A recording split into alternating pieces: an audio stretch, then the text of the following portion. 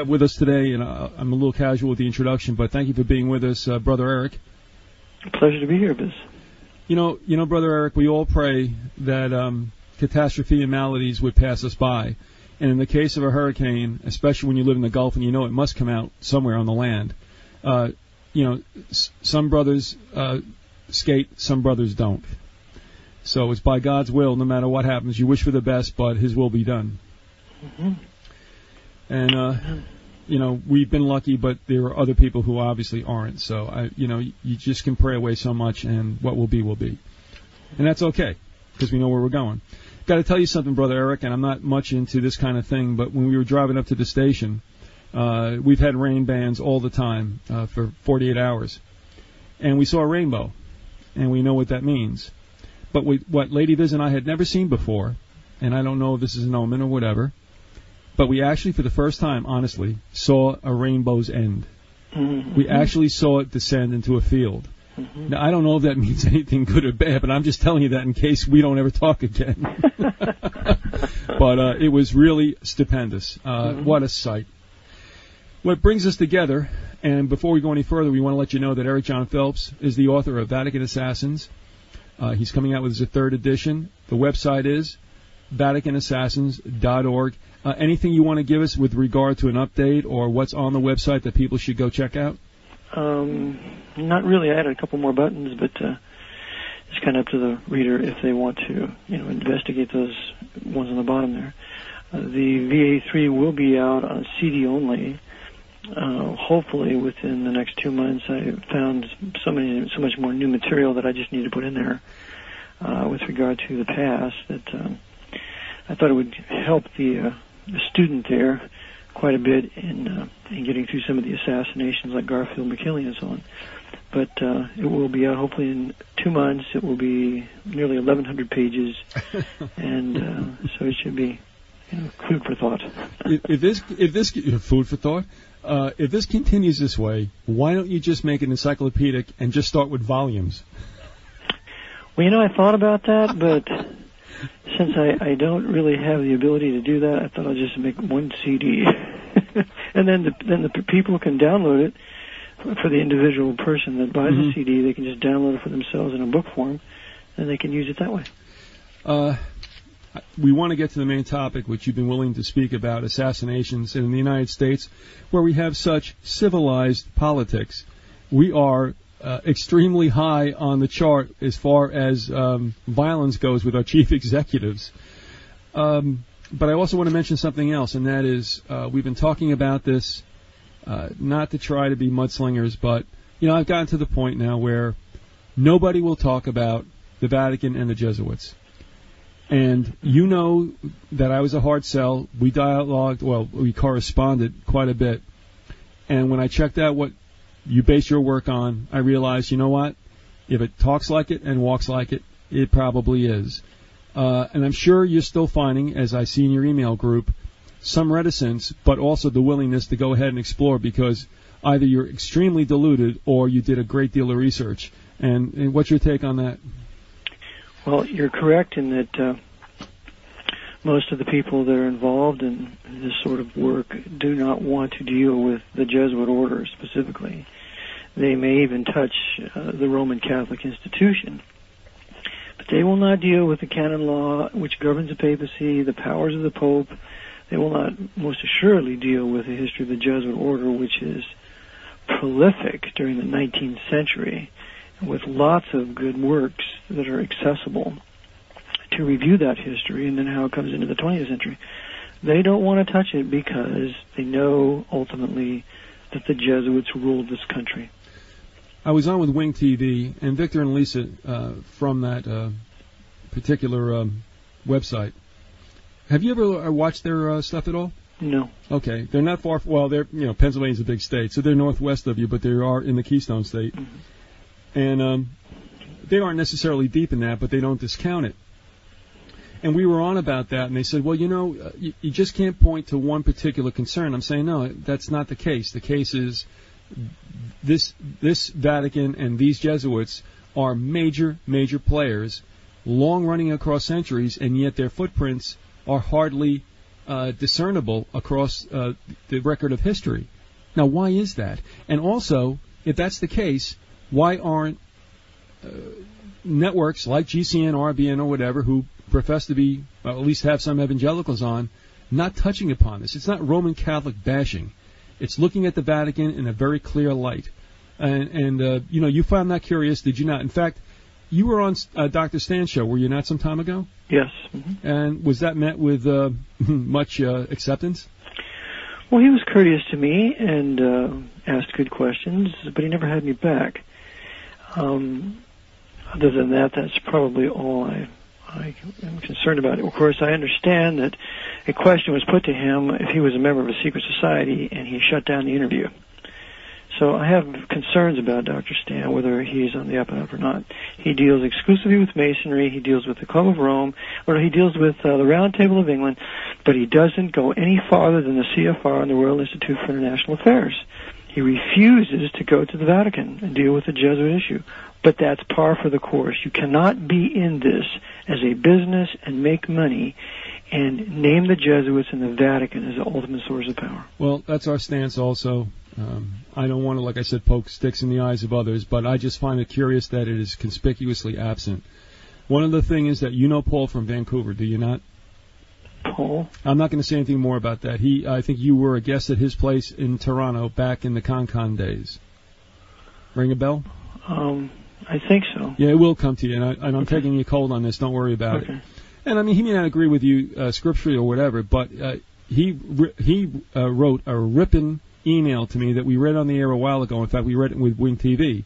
And he said, you can talk about this group, you can talk about that group, you can talk about all this secular stuff. He said, but does anybody ever think about the fact that if you're going to talk about the Vatican secreting Nazis out of Europe via Operation Paperclip, he said, and I thought this is very wise, he said, do you think they sent them to the United States or South America and just said, hey, have a nice day, guys?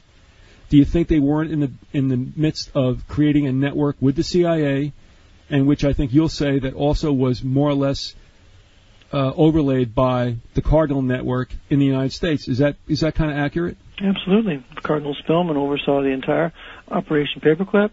He was the head of the Roman hierarchy at the time, and they brought in tens of thousands of them into the U.S. and covered it up and never informed the American people about it.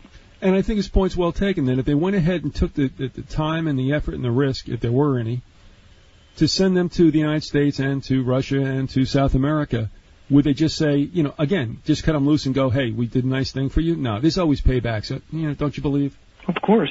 They built they perfected the Black Pope's international intelligence community at that time with the creation of the hoax of the Cold War. And so there were Knights of Malta running the KGB, Knights of Malta running the OSS, Nazis within both groups, perfecting their international spy apparatus. And lastly, Paul said, stop asking questions about the Bilderbergs, the CFR, the Trilaterals. He said, why not start asking questions about the Jesuits, the Knights of Malta, the Knights of Columba, and Opus Dei?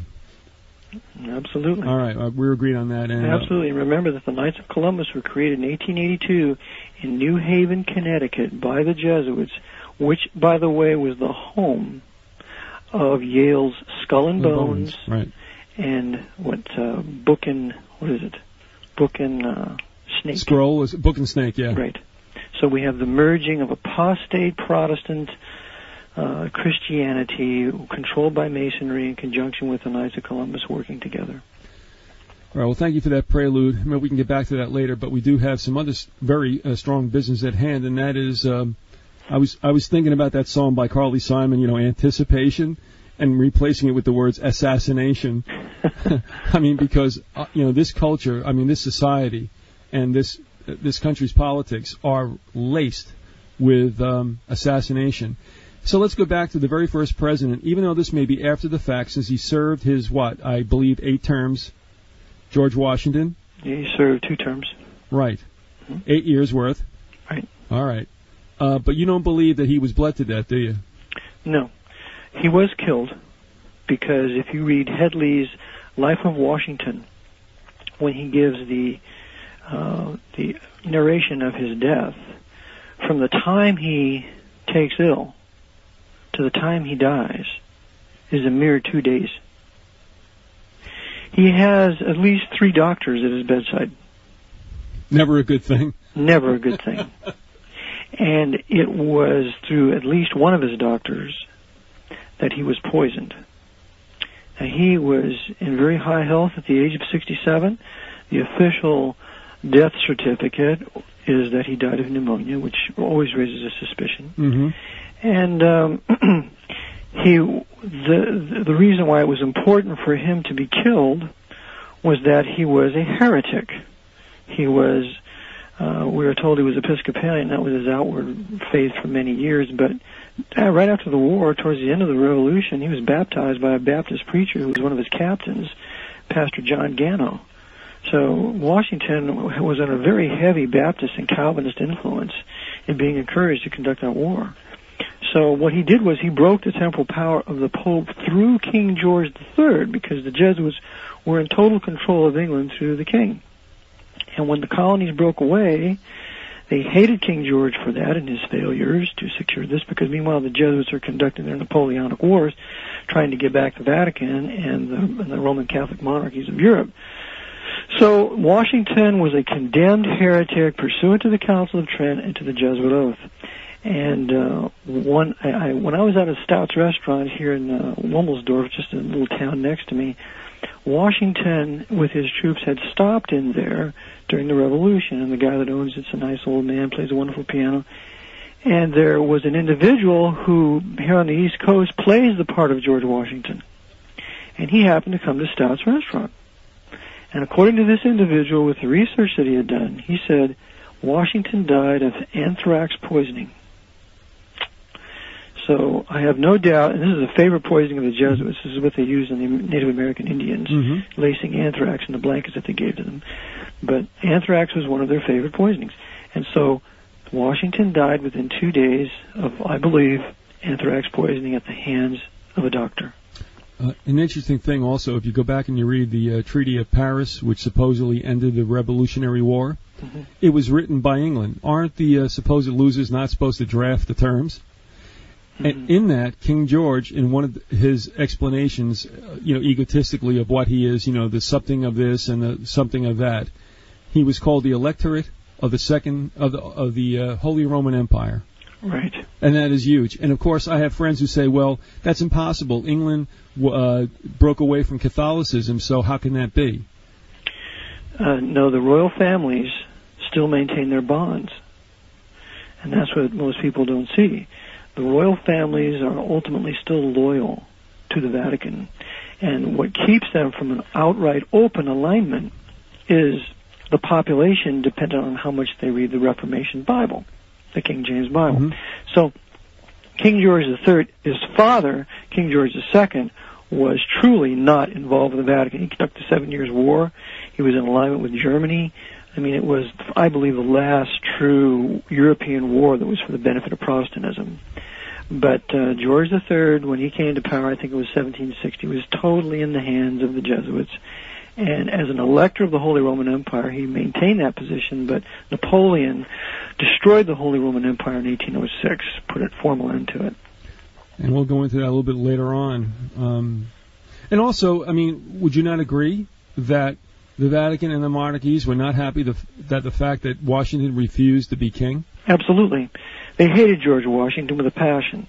George Washington was the absolute antithesis to everything they wanted here. He was not a divine writer, although he could have been. He was of noble birth.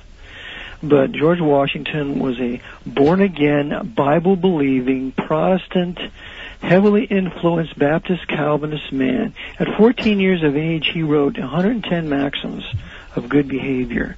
I mean, this man was a soldier. He was a man of honor. He was a man of private wealth. He freed all of his slaves at the time of his death, including his beloved Billy Lee, who is in one of his portraits, his favorite portraits, as you can see at the DuPont Mansion in Delaware. Washington was hated by the monarchs of Europe because he refused to go along with what would later be embodied in the doctrines of the Holy Alliance. So he had to go. He was a condemned heretic. He dealt a tremendous blow to the Jesuits who were in control of England. And by securing the First Amendment to the Constitution, securing freedom of worship, that is utterly condemned by the Jesuits' Council of Trent. Now, we move away from Washington. Not a real big deal with John Adams, Thomas Jefferson, James Madison, James Monroe. So far, so good, okay? Okay. Nothing nefarious there? Nothing, no. John Quincy Adams? No. I'm surprised he didn't kill him. Why do you say that? Because John Quincy Adams was the great anti-Masonic president. Remember, the anti-Masonic movement began at the time of his presidency, and he openly condemned the institution of Masonry as barbaric. And as a result of the murder of Captain William Morgan up in the Niagara Gorge, there were approximately 40 to 50,000 Northern Masons who seceded from Freemasonry and began to tell their story, so much so that there became what was known as the Anti-Masonic Party. So this particular president, John Quincy Adams, was a staunch resistor of this, and yet he seems to live to his full term.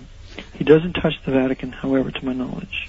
All right, and we're not going to split hairs here, but did Morgan's death happen during John Quincy Adams' presidency or during Jackson's? Morgan's death happened in the 1820s. Okay, all right. John Quincy Adams, his presidency was 1825 to 29. Okay, that was during his death, right? During his presidency. I like to tell you. 1828. I like to tell you I remember that, but no, I've got it in front of me. And also, I want to let people know that a really good resource for at least getting the chronological and the main stats about presidents is to go to POTUS. It would be IPL. POTUS, Internet Public Library, POTUS.org, and they have them all listed there. It's a good resource, at least with the straight skinny, if you know what I mean. Mm-hmm. Now we go to, and of course, Andrew Jackson. Okay. Andrew Jackson was another Bible believer. Andrew Jackson was another born-again, saved man of God, who said to all his slaves who gathered round his deathbed, "Don't cry, dear children." He said, "We shall all meet again in heaven." He said, "Oh, do not cry. Be good children, we will all meet in heaven." So Jackson, he also said that the Bible is the bedrock upon which this republic rests. So here we have the maxims of bringing biblical principles into the political arena without the merger of church and state, which of course is forbidden by the First Amendment. Mm-hmm. First Amendment never prohibits bringing in biblical maxims to any arena of life, especially the political arena. And this is what Jackson did. What he did was he did three things that are absolutely forbidden and accursed by the Jesuit order if they're going to reduce a nation to utter servitude. The first thing he did was he was a hard money man. He believed in bimetallism, that gold and silver coins should be in free circulation. And so he promoted that. We shall later see that Garfield was killed for that. He also, because gold and silver coin is honest money, George Washington was behind gold and silver coin with the 1792 Coinage Act, which brought the country out of bankruptcy due to the evil paper money called the Continentals. Jackson also was behind a protective tariff, a high protective tariff, as was George Washington, knowing full well that the American manufacturers could only grow and develop if we had tariffs on incoming goods from foreign manufacturers. If we do not have a high protective tariff, and of course there weren't any of the evil unions in those days, if we don't have a high protective tariff protecting our domestic manufacturers, we can never grow. We can never accommodate a growing population with an industrial infrastructure because that cannot grow, as it is not growing today in this country since NAFTA and GATT has lost 20% of its industrial infrastructure. So Jackson was behind a protective tariff. The other thing he did was what he openly resisted Nicholas Biddle's United States Bank. That's right. He killed the bank. That's right. He killed the bank. It was chartered in 1816, and they wanted to renew the charter in 1832. Jackson vetoed the renewal of the charter. He was censored by the Senate for it, for which reason James Buchanan later became a Democrat and left the Federalist Party, because James Buchanan loved Jackson. And as a result, Jackson was then on the Jesuit hit list because the Jesuits were controlling the high masons of the country, which included Nicholas Biddle in the control of the bank. So Jackson, on January 30th, 1835, was the attempted assassination of the president at the Capitol by another lone nut. Supposedly. Another supposed lone nut, Richard Lawrence. And both guns misfired? That's right. He pulled one pistol, misfired, pulled another one, it misfired. So we see the providence of God in protecting our man of God here. And Jackson chased him and started to beat him over the head with his cane at the ripe old age of 67. I just love him. Don't you? Just love him. So the United States Bank was killed under Jackson, and our country went into the black and was the most prosperous it had ever become under his second term. Also, I mean, about that famous duel he had, probably only eclipsed by the Burr-Hamilton duel, but Jackson knew that when he was faced with his opponent, the opponent was a quicker draw, so he said, I took the shot in my back just to get a better shot. Yeah, okay, buddy. You're all right in my book. Right. I used to be a middle linebacker for the Packers or something. Holy mackerel. He was tough. Yes, he was. What a character. Washington was the creator of our Constitution and Bill of Rights. Jackson was the savior of it. And by the way, Jackson was staunchly against the radical Jesuit-controlled Masonic secessionists of the South, when they tried to foment secession over the tariff. And then Jackson warned, he says, you will try this very same thing, 20 years later, not over the tariff, but over the issue of slavery. Yeah, because Jackson was a Southerner at heart, was he not? He was a Tennessean? Mm-hmm. Okay. And he absolutely distrusted John C. Calhoun. And for good reason. Moving on to, let's see, William Henry Harrison. Of course, we know he died of the snivels not long after inauguration. Right. Right. What's now, the real William Henry deal? Harrison is very important because Harrison is a great-great-great-grandson of the great Harrison that rode with Cromwell. Okay? Okay. And so one of the maxims of the order is that when you do a damage to them, they not only punish you, they punish your children, and it becomes generational. I think that's the case with the Kennedys. Okay. And so with Henry Harrison, William Henry Harrison, he was in office for from March 4th to April 4th, a mere 30 days or so. And he was given the poison cup. He was given arsenic. And what he did is he attacked the divine right of kings. What he said was, in his inaugural, was that, quote, we admit of no government by divine right. Okay. Believing that so far as power is concerned, the beneficent Creator has made no distinction among men, that all are upon an equality, and that the only legitimate right to govern is upon the express grant of power from the governed. Okay? So he completely repudiated the Holy Alliance's divine right to rule. And so that was one of the reasons that they got rid of him. He also says here, and I'm reading from Burke McCarty's The Suppressed Truth About the Assassination of Abraham Lincoln. She also says here that she quotes Senator Benton in his 30 years view on this. And Benton says that he had a quick sickness. He took on sickness immediately and quickly and died soon thereafter. And then he concludes by saying that the deceased president had been closely preceded and was rapidly followed by the deaths of almost all of his numerous family, sons, and daughters. This was also done to King Victor Emmanuel II, the King of Italy, who took the temporal power from the Pope in 1870. So, yes, Harrison was assassinated by the Jesuits along with his family. Eric, I'm going to take your cold on this, and I'm looking at the time and such, but would you be opposed to going an hour and a half with us? Well, that's fine. Just, how long, however it takes to get this accomplished. All right. Well, I got a feeling it's going to run a little longer, and at this point in time, I just don't really want to compress it, but I can also be generous with your time. Okay. Yeah, it's fine with me, sure. All right, great. We're going to go on from Harrison to, I'm assuming, the next possible victim. Well, the other thing is this. Did Tyler play a role in being the vice president of Harrison? Was there something Harrison wouldn't do that Tyler was more than willing to? That's right. Okay, can you fill me in on that? Because that's a little hazy, but I'm thinking I'm grabbing that. Okay. Taylor would not annex Texas. John Tyler. Zachary Taylor would not annex Texas. Okay, no, I'm talking about John Tyler. Tyler annexed it. All right. Okay. Let's go back. Obviously, Harrison dies 3 months into his presidency, and John Tyler becomes the president. That's right. But, and I don't know if I'm confusing this, besides Zachary Taylor, who's also a victim, did Tyler indicate some kind of willingness to do something that Harrison wouldn't? Yes.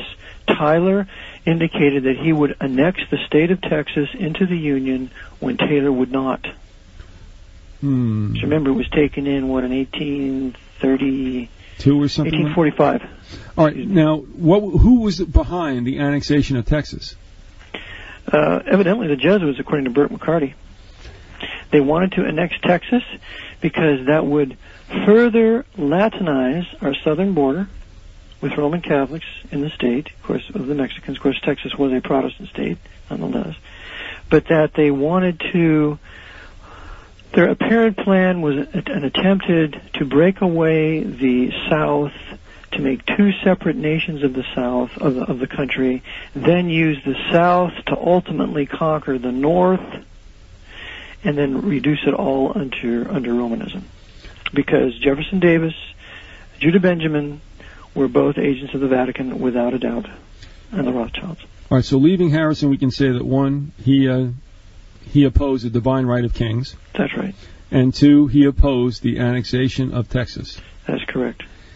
Okay. And I'm just thinking back now. You say that Texas was Protestant?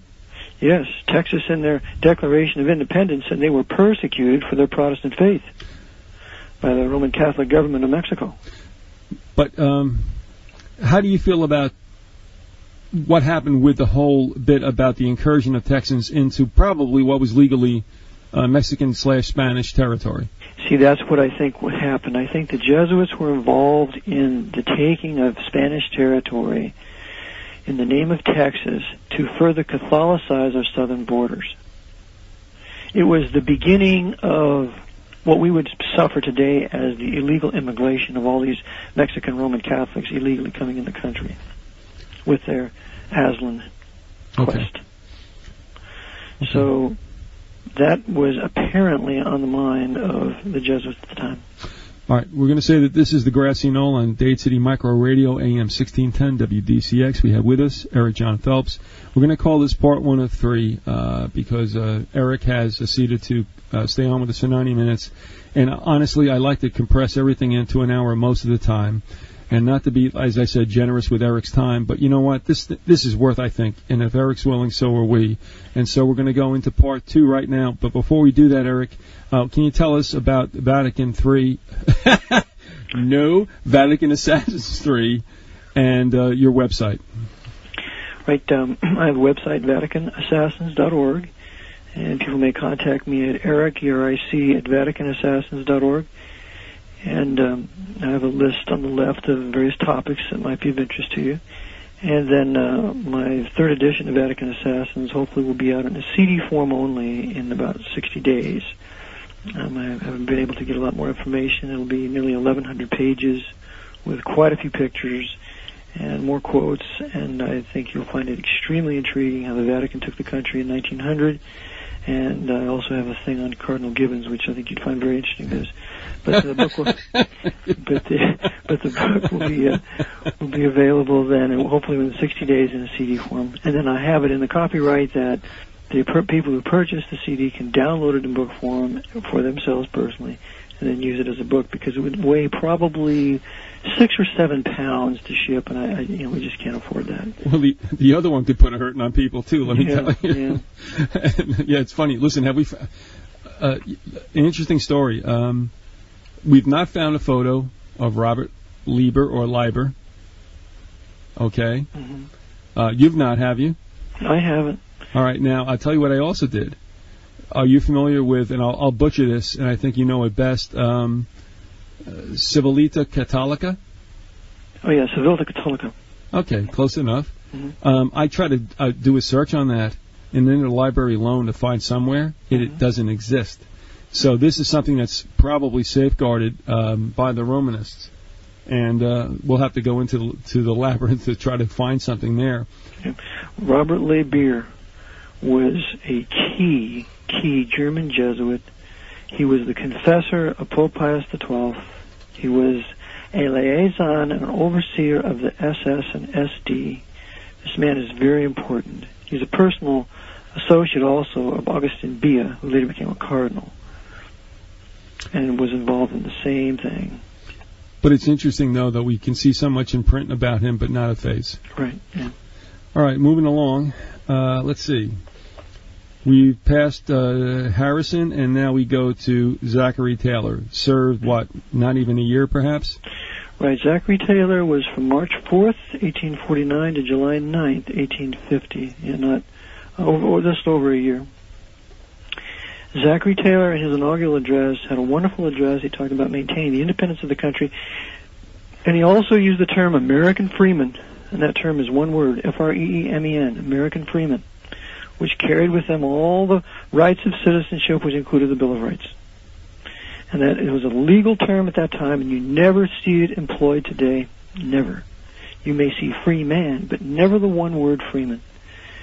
And, of course, freemen were first citizens of their states and then thereby citizens of the United States. And that subordinate U.S. citizenship, the privileges of that subordinate U.S. citizenship included the Bill of Rights. So he was a very outspoken proponent of individual God-given common law rights as embodied in the Bill of Rights. Mm-hmm. And therefore he was also another heretic. He was another Protestant. And so they gave him arsenic, a poison cup. And of Zachary Taylor, we also have it in Benton's 30 Years View that Burt McCarty quotes, that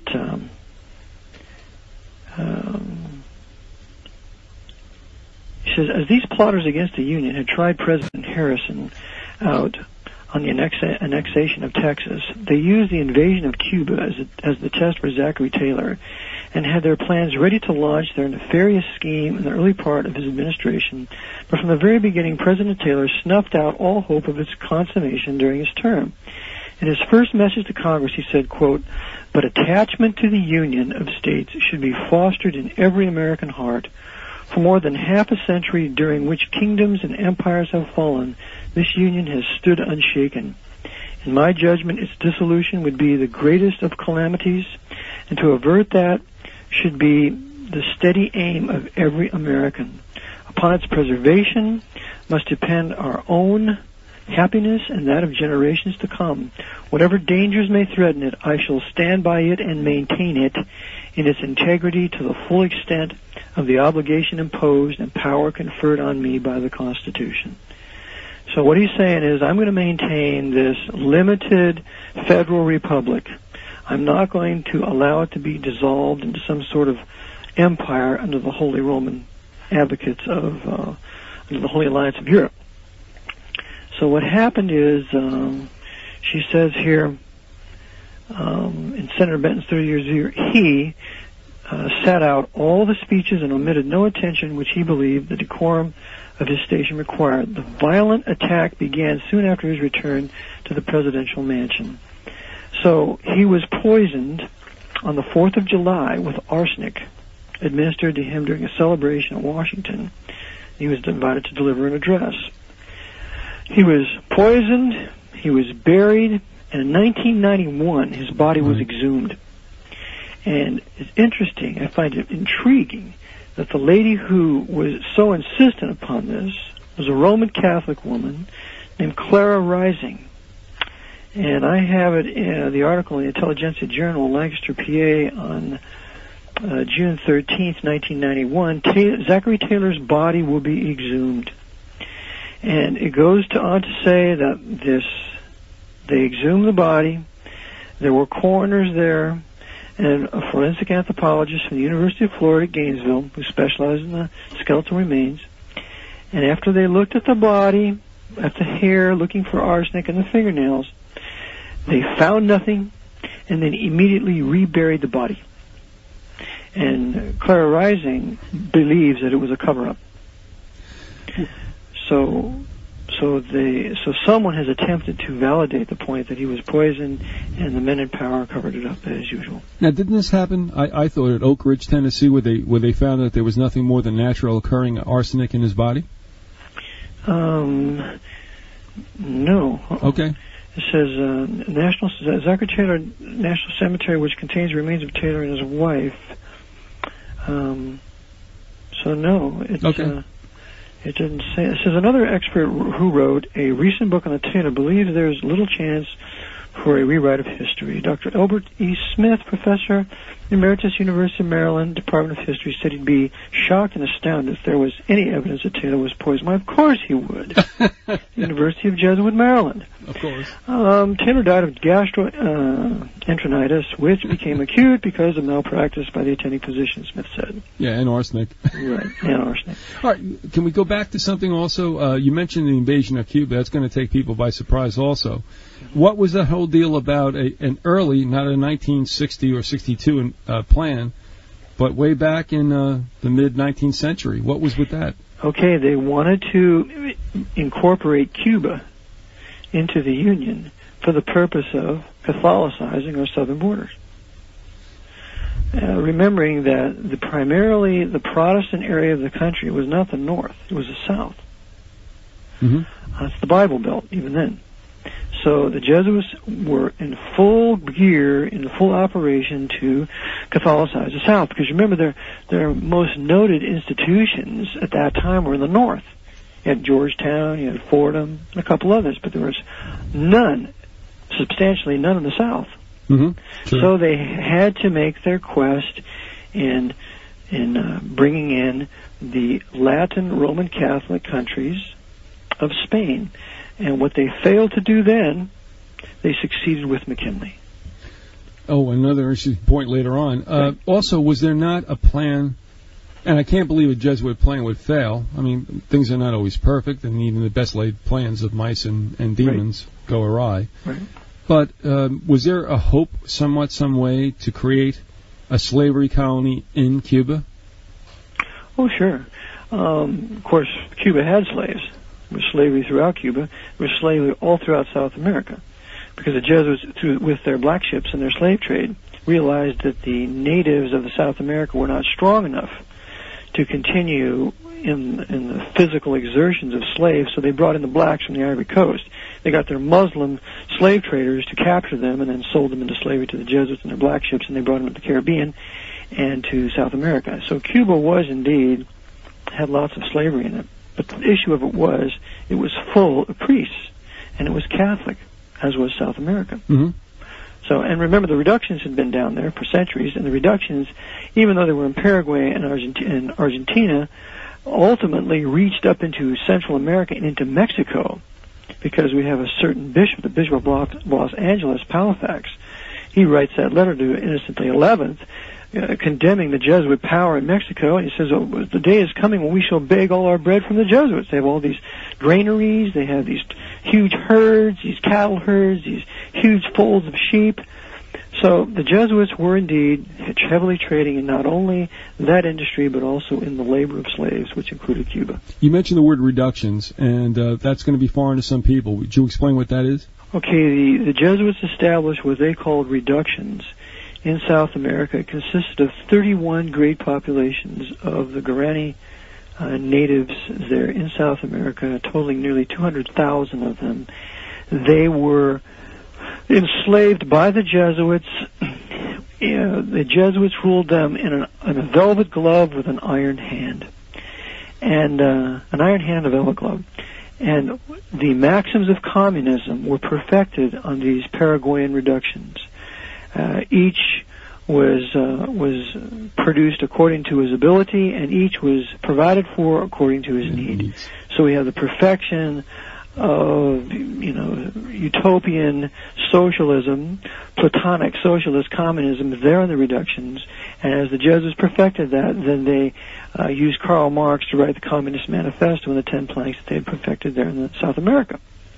And the Jesuits of today have reduced every nation to nothing more than a socialist reduction controlled by agents of the Jesuit order. But that all started in South America. Also, I don't believe for a moment that Marx and Engels penned the manifesto and the other attendant writings. What's your feeling on that? Well, I believe Karl Marx was tutored in the British Museum. And that right, there you go. Uh-huh. He indeed was a high-level Freemason, a 33rd degree Freemason, totally at the feet of the Jesuit order. In fact, he wrote a book calling for the annihilation of every Jew. And I have a copy of that. So he is about the Jewish question agitation. He was starting that in the 1840s. Until the Jesuits continued that in the 1880s with Sevilla Católica. But the Jesuits mastered the tenets of communism, blamed it on the Jew because they get a front Jew to put his name to it so that they can blame the Jews for communism. And meanwhile, every nation now is governed by those maxims, especially North America. And without North America, without Wall Street, there is no communism. All the communist countries have been, people of Russia, China, have all been forced into communism through the power of Wall Street and the Central Intelligence Agency. If you allow me to digress, and we'll get back to the assassination line. Okay. It struck me, and this is strictly what I've been thinking, and you can tell me I'm wrong without, I just want to throw it out. I think about Europe being monarchical and the most developed area there was for some time. I mean, you can argue about the Mongols and such. That's fine. However, for a, shall we say, stationary government, Europe has been monarchical and then also went into socialism. You can call it social democracy, whatever. And then we have the United States and Western Hemisphere, although I can't really include Canada to a certain degree, that was capitalistic. And then in the late 19-teens into the 20s, we know that Western financiers supported the overthrow of the czars in Russia to create communism. So what I'm thinking, Brother Eric, is that here we have three laboratories. Going left to right, in the Western Hemisphere, we have capitalism. In Europe, we have socialism. And in Russia, we have communism. Does it strike you that perhaps there were these three labs going that were allowed to just continue and also to act basically, like Orwell said, as, Oceania, Eurasia, East Asia, in this kind of conflict that always has to happen to make the military-industrial complex go on? I know that's a lot, but just go ahead and shoot at it. Okay. Number one, the United States, in its early days, let's say from 1789 to 1870, 1860, was truly laissez-faire, government hands-off, mom-and-pop, free enterprise. And that's biblical, Bible-based, true capitalism, where the customer is king and the merchants are competing with each other to make a superior product for a cheaper price. That's the economic system that brings wealth, if it's based upon hard money, real money, or currency that's redeemable in gold and silver coin with honest money. And additionally, those manufacturers are protected by protective tariffs so that they're not going to be wrecked by slave labor coming in from overseas, slave labor-produced goods coming in from overseas. Which is happening now. Which is happening now. Right. Everything that has worked in the past has been totally disbanded now. We have a central bank that's never been audited. It's never filed a tax return. Its profits are totally unknown. We have no gold and silver coin. All we have is fiat currency. We have no protective tariffs. We have free trade everywhere, which is a British maxim and a Jesuit maxim for the creation of world government. But hold on, free trade's a good thing, I hear. Yeah, right. Free trade is a poison to any nation wanting to maintain national sovereignty. Why is that, though? Well, because, let's say, for example, let's take a manufacturer. a manufacturer of shoes. That manufacturer has to pay its employees a certain amount of money. Those employees then produce the shoes. The shoes then are put out into circulation for the customers to buy. You have a foreign manufacturer that, say, produces the very same kinds of shoes, but those people in Mexico or Argentina or Paraguay are working for 10 cents an hour. And those goods that are produced for 10 cents an hour, the merchants then can then put a markup on it, but they can bring them into the country and undercut the merchants of the United States by putting these goods in circulation that will absolutely be bought first by the consumer, because the consumer is king. When that happens, the domestic manufacturers die. So in order to protect the domestic manufacturer, it is the responsibility of the federal government, and the government has been created to do one of these things, to impose excise duties and imposts, according to the Constitution. When they lay a duty or protective tariff on these goods coming in, let's say the American pair of shoes costs $20 for the consumer to buy, but the foreign pair of shoes costs $10 for the American consumer to buy when everything's said and done. You put a $10 tariff on every pair of shoes coming in. So now you bring it to parity. Now you're protecting your domestic manufacturers, and if the foreign goods don't like it, they don't have to trade with us. That's how you maintain the national sovereignty of your infrastructure. We have two wild cards here that's a problem. The first wild card is worthless money. We have, when a merchant engages in contract for a price to produce goods, that contract can't be kept in stone because the currency is constantly fluctuating. So he has to have something in the contract that he can raise his price, because we have worthless fiat money. We need gold and silver coin and currency that's redeemable and such. That enables a merchant to engage in contract, which is a stable contract that will not change throughout the job. The next thing we have is we have unions. Unions are a crime. Unions are socialism. They were started by socialists, anarchists, and communists. And the unions are all governed and controlled by the Roman hierarchy. I don't care which one you call it, the Teamsters, the Mechanics Union that I used to be in, you name it, they're all controlled ultimately by the Roman hierarchy. You cannot have unions in a country where you're going to have true free enterprise without corporate monopolies. If you have corporate monopolies, you're driven to unions. Right. But because we did not have corporate monopolies, and if you read Samuel Morse's work, Foreign Conspiracy Against the Liberties of the United States, he said we don't have any corporate monopolies. And if we don't have that, we have true competition between businessmen to make a better product for a cheaper price. And in that context, you have protective tariffs, because we don't want the Jesuits in their huge commercial activities they had even back then to have their Chinese coolies produce a good and bring it in here for next to nothing to wreck our domestic manufacture. They used England for that for a long time. That's how they wrecked Turkey, and that's how they wrecked India. India and Turkey were not allowed to have productive manufacturers. They had to bring in all their cotton and the things that they produced into England. England spun it into goods and textiles and then would sell it back to those countries. And that's how you keep a nation servile. You wreck its infrastructure and its domestic manufacturers.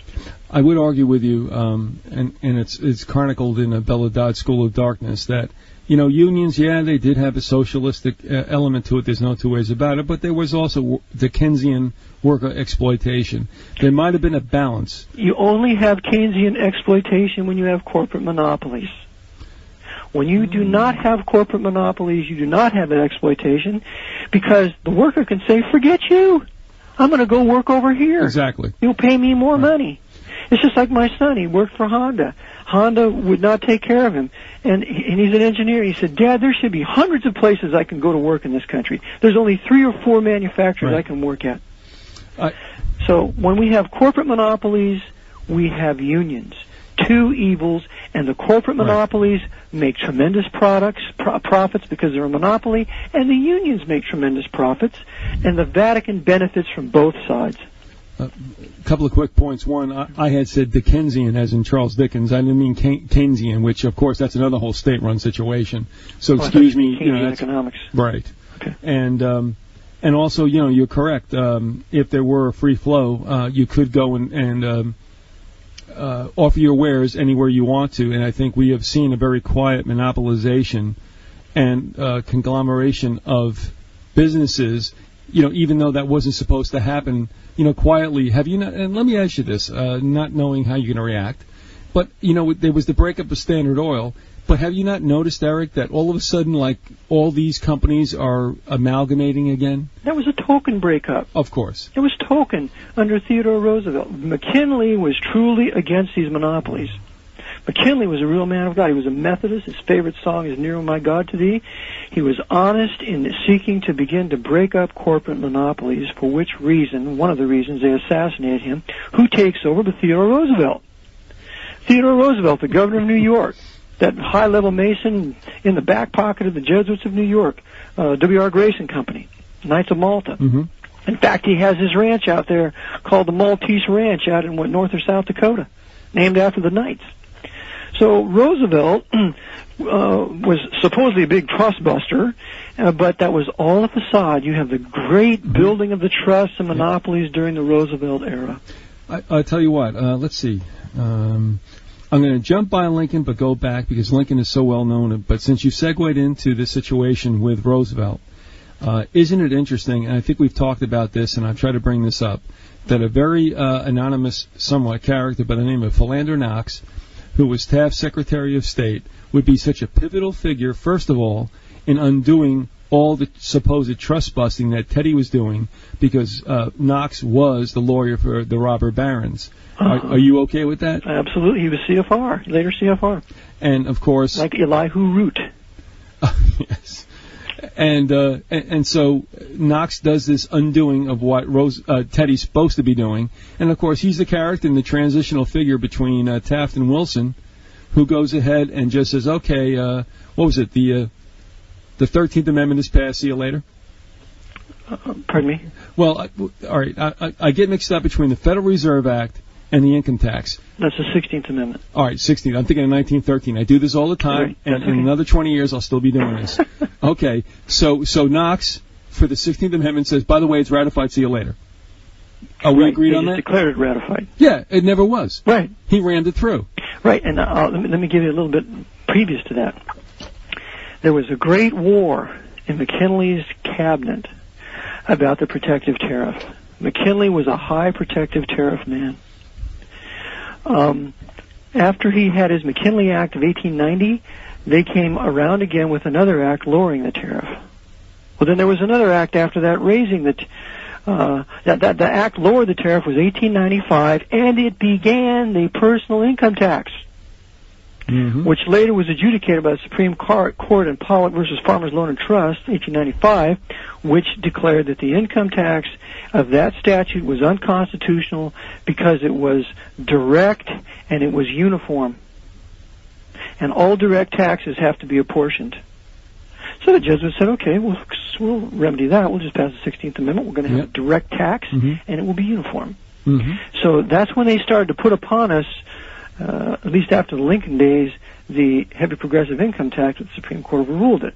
The very man that was involved in that act of reducing the tariff and being involved in putting the income tax on the people was Nelson Aldrich. Ooh.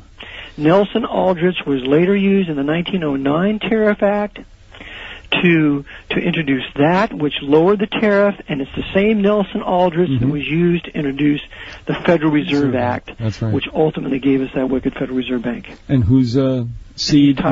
He's tied to the Rockefellers. Yeah, that's it, right? And thus he's tied to the Jesuit order. That's right. The Nelson and Aldrich is Nelson Rockefeller as well.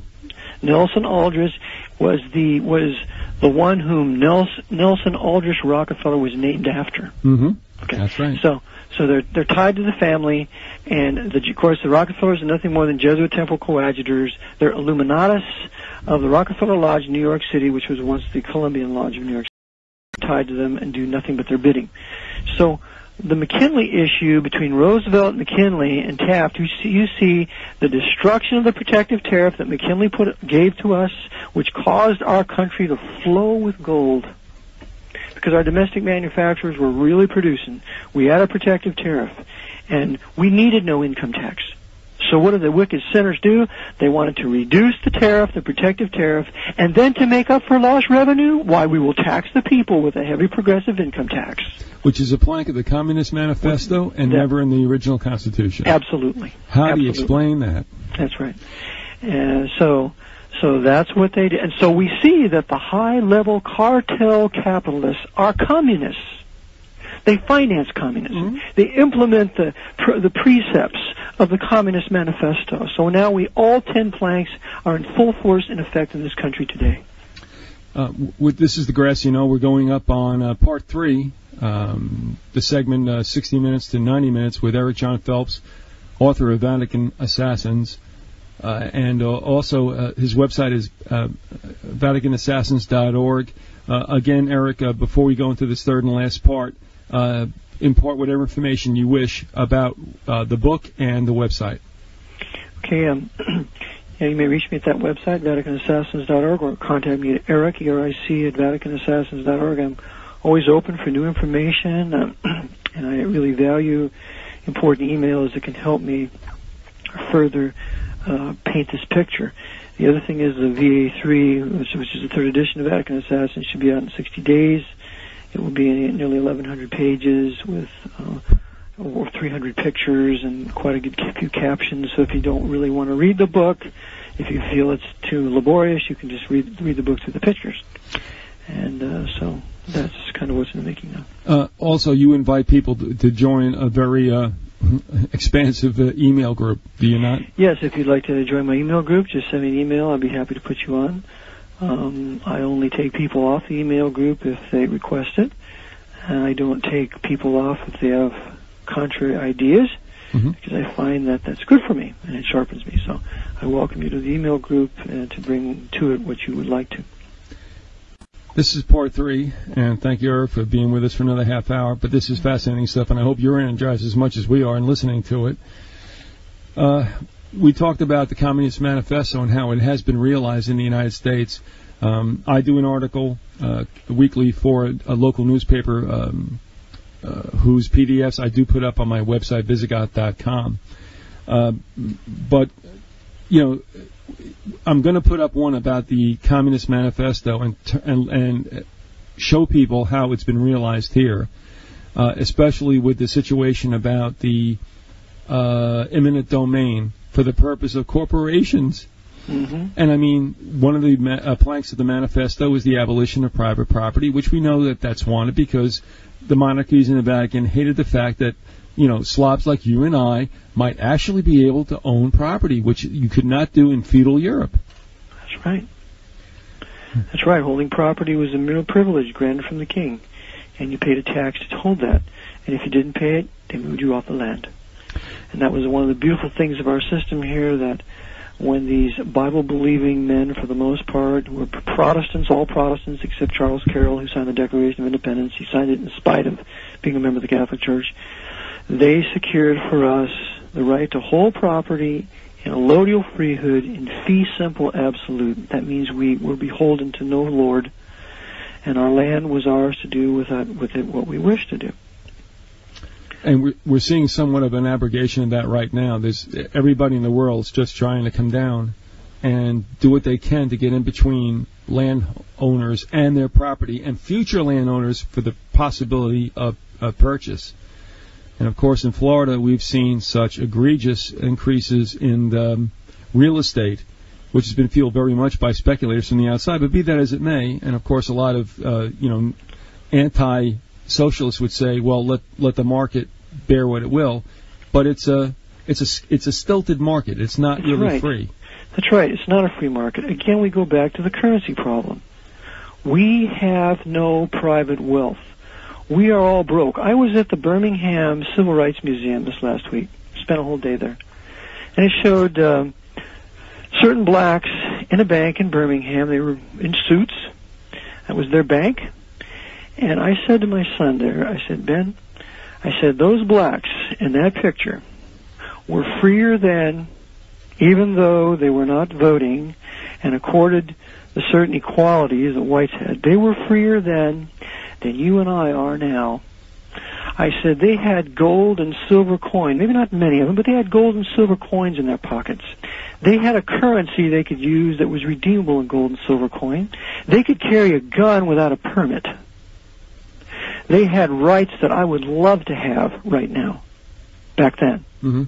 So what they've done is they have given us this wicked, false fiat currency, and whenever you use a Federal Reserve note to purchase land, it's just like using monopoly money. It's the money of a private corporation. Right. According to the law, a third-party interest is created in that transaction. And the Federal Reserve Bank has an interest in every piece of real property in this country because every piece of real property has been purchased with Federal Reserve notes. I have to tell you, I'm sitting on a considerable amount of fiat currency, but I would like to transfer it into the purchase of land because of it's a tangible. And if I don't do that soon, I don't think that that'll be worth very much. Right. Going back to the presidential assassinations, and we skipped ahead a little bit, but going back to James Buchanan, what was the deal with him? And we all know, and I tell you this, Charles Wilcox in his book, Democracy Under Siege, Eric, did put in some facsimiles of newspapers from New York that talked about Buchanan's inaugurational party being poisoned. Yeah, I have that too, and also in the Burt McCarty's work, or Suppress the Truth. So what's going on with that? Okay, well, again, they're suppressing the common knowledge and not teaching that in our history classes. But the papers ran it that, of course, they were poisoned. 50 people were affected. 38 of them died. Right. And one of them was the president's nephew, Elliot Eskridge. So Buchanan knew he was poisoned. And so he instructed his doctors to do what they needed to do to get this poison out of his system. And according to his acquaintances, this whole poisoning, he was poisoned at National Hotel, which was really the Jesuit haven of Washington, D.C. at the time. Now it's Waldorf Astoria in New York. But with this poisoning, his contemporaries said he had aged 25 years.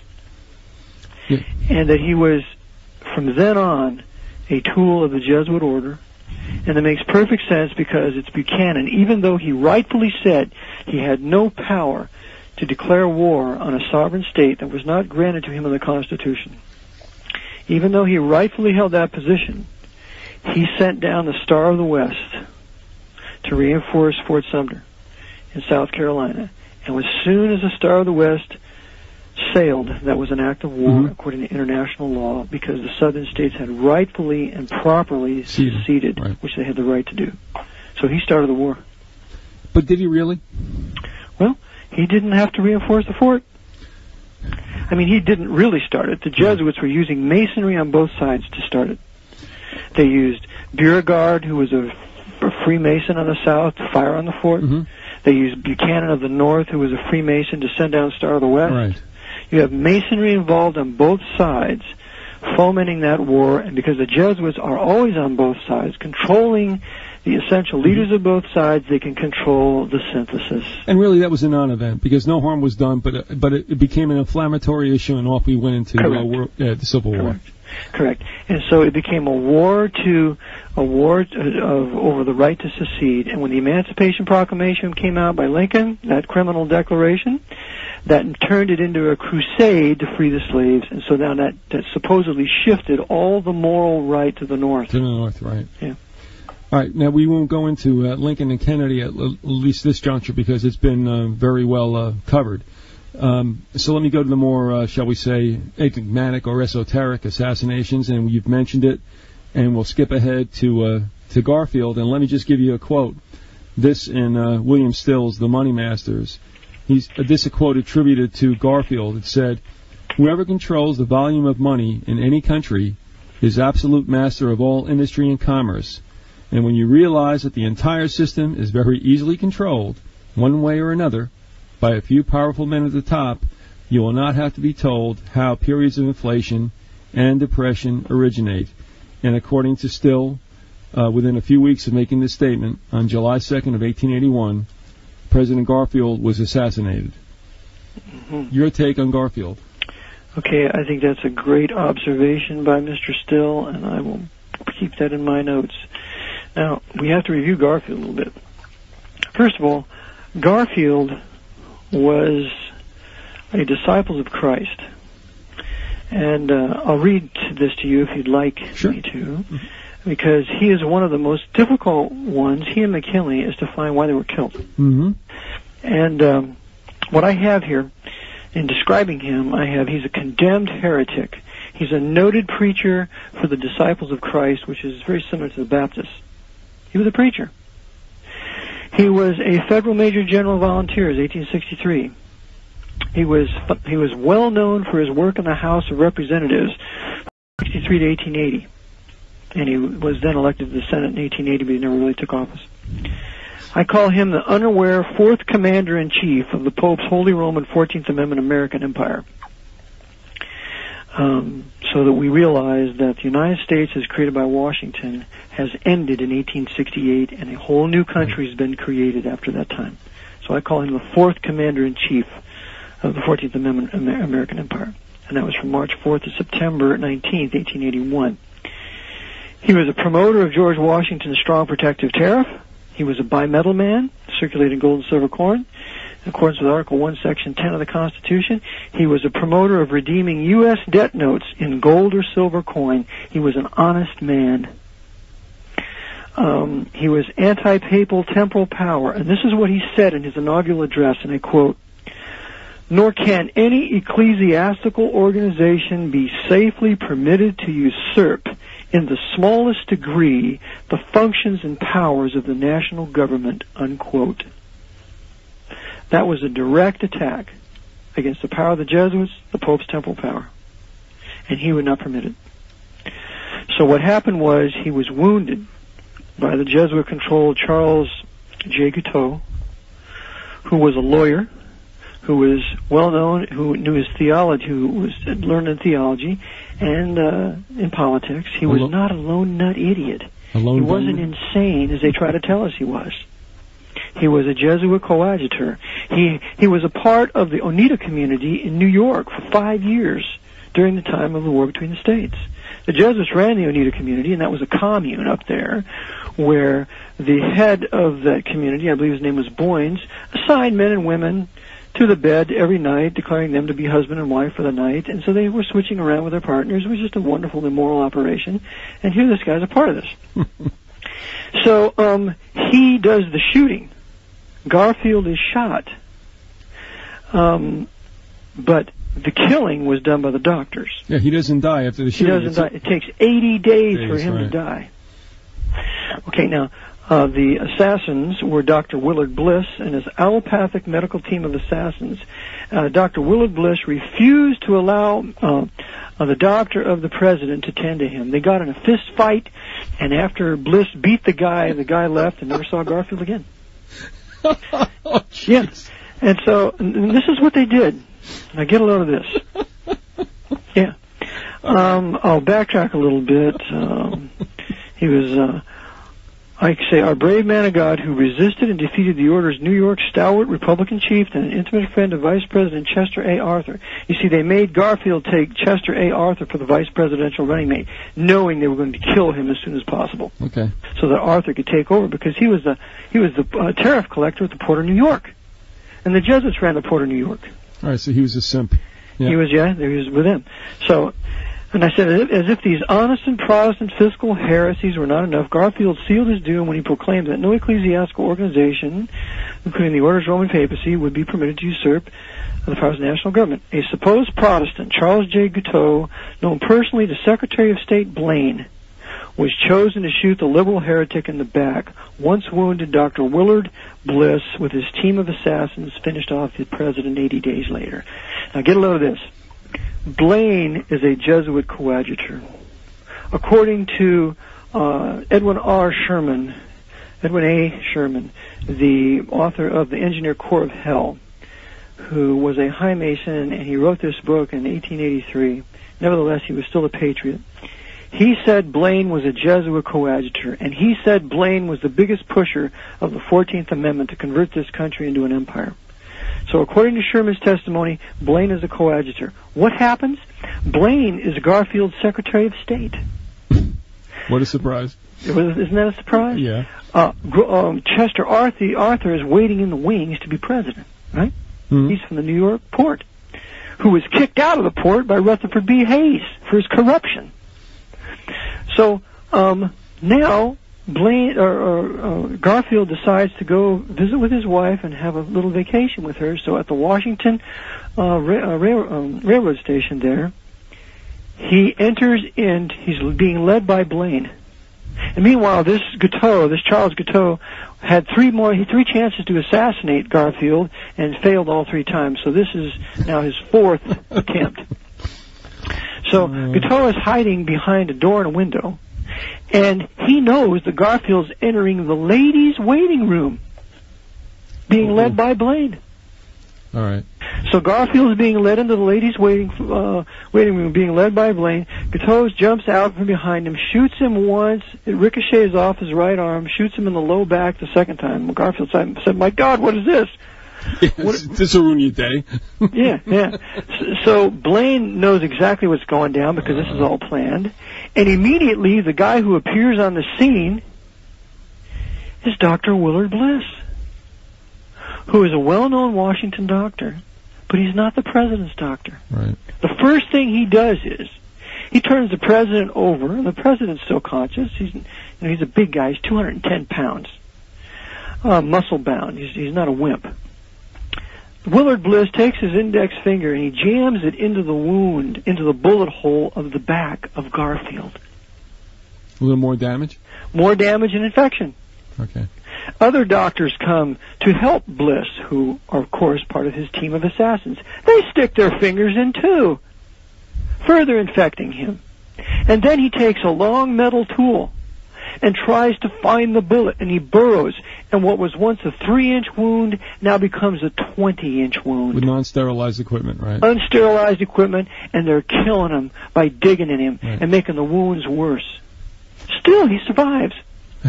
He is taken back to the White House, and he's given this horrible diet of heavy meats, hard food. And what does he do? He throws up. They give him whiskey. He further throws up.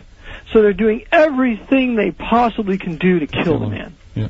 So meanwhile, the president, Mrs. Garfield, her physician comes, and another physician comes, and Bliss consigns them to merely be orderlies.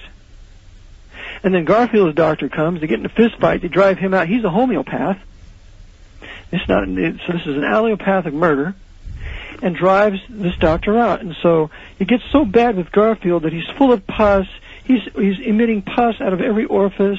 They tried to feed him rectally with his strong food. He can't hold it in. They lance his eyes. They lance his body where he's dripping pus. He's finally moved to New Jersey because he demands to be moved there. And he says, "I've not asked you, Mr. Bliss, to be my physician." So they build railroad tracks, which takes a longer period of time to get to this cottage in New Jersey. And then they take him in, and then ultimately he dies in this cottage in New Jersey. Well, it's not a bad place to die. Yeah. So anyway, I guess the long and the short of it is that Blaine was the accomplice. Yep. Chester Arthur was the beneficiary. What does he do? He reverses Garfield's policies of a protective tariff and bimetallism and so on. They completely try to undo his things, and he becomes a high Washingtonian, where Garfield didn't have anything to do with Washington high life, where Garfield didn't have anything to do with that. And so they got rid of Garfield that way because ultimately he was a condemned heretic and a liberal, according to the Council of Trent, and therefore it's no murder to kill this guy. Eric, we're probably going to go 2 hours. Don't get mad at me. Okay. All right. Good. I mean, that's good coverage because Garfield is a very enigmatic end. And you know what people don't ask? I mean, you have these assassinations taking place from, Lincoln in 1865 to McKinley in 1901. Mm-hmm. I mean, that's just a short span of time, and here you have like 3 presidents assassinated. Right. I mean, what is shaking here? Right. And and then this Charles Guiteau, who does the shooting, he has his own defense. And they try him, and his trial lasts for something like 60 days in Washington. They call it the best show in town. And his defense was that he didn't kill the president, he merely shot him, that the doctors killed him, and that the president died outside of New Jersey, outside of Washington, therefore the court has no jurisdiction. So he interrupts the judge, and it's really quite a show.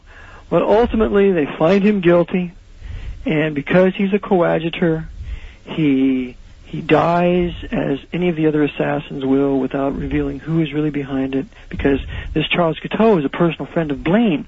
He tries to get an office as an ambassador to Austria and Italy, and France, pardon me, and he goes to see Blaine.